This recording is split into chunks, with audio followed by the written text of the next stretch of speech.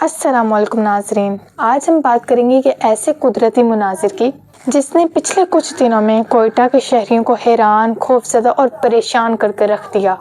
جی ہاں، آپ نے بالکل درست سمجھا۔ ہم بات کر رہے ہیں لینڈیکیولر بادل یعنی لینڈیکولر کلاؤڈ کی۔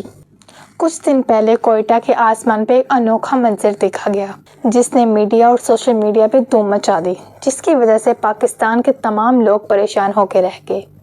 وہاں کے لوگوں نے یہ سمجھا لگتا ہے ہم پر ایلین نے حملہ کر دیا یا انڈیا کے لوگوں نے ہم پر جنگ کر دی۔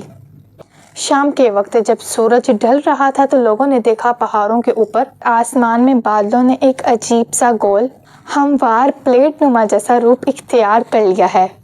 یہ منظر اتنا غیر معمولی تھا کہ وہاں کے لوگوں نے اسے دیکھ کر خوف اور حیرت کا اظہار کیا۔ کئی لوگوں نے سوچا شاید کوئی اڑن تشتری، UFO یا خلائی مخلوق ہے۔ کچھ نے کہا لگتا ہے انڈیا نے دوبارہ ہم پر حملہ کر دیا، جبکہ کچھ نے کہا یہ کوئی آنے والا طوفان یا آسمانی اشارہ ہے۔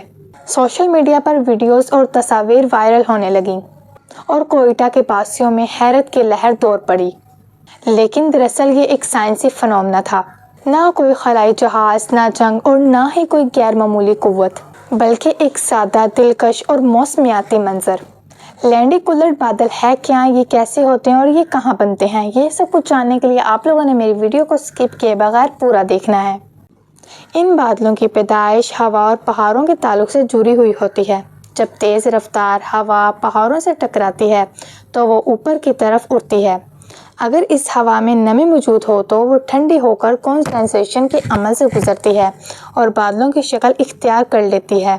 مگر عام بادلوں کی طرح یہ بادل پھیلتے نہیں، بلکہ ہموار گول یا پلیٹ نما شکل میں ایک ہی جگہ جمے رہتے ہیں۔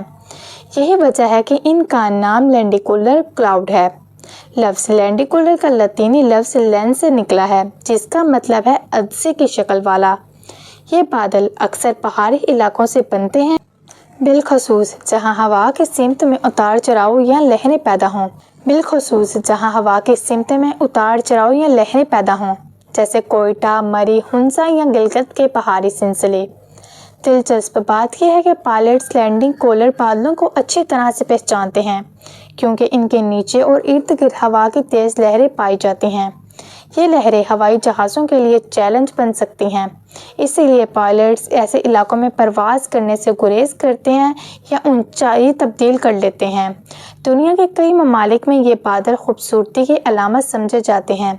فوٹوگرافرز اور قدرتی مناظر کے شوقین افراد ان کے پیچھے سفر کرتے ہیں تاکہ ان کی تصویریں لے سکیں۔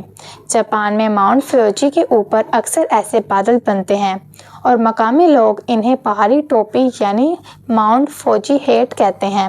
اسی طرح امریکہ کے کولوراڈو اور چلی کے پہاڑوں میں یہ منظر عام ہے اور اب کوئٹہ کے باسیوں نے بھی یہ قدرت کا حسین نظارہ ایک دفعہ پہلی بار دیکھ لیا ہے۔ تو ناظرین، اگر آپ کے شہر میں خاص طور پر پہاڑی علاقوں میں کبھی آسمان پر ایسے گول پلیٹ نما بادل نظر آئیں تو ڈرنے کی کوئی بات نہیں، بلکہ حیرت سے دیکھنے کی ضرورت ہے۔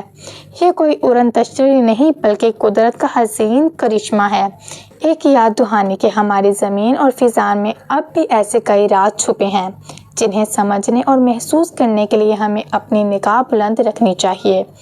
اور یہ تھی آج کی میری معلوماتی ویڈیو، کوئٹہ لینڈیکولر بادل، آسمان کی حیرت انگیز تخلیق۔ دعا ہے کہ آپ کا دن ان بادلوں کی طرح پرسکون اور خوبصورت گزرے۔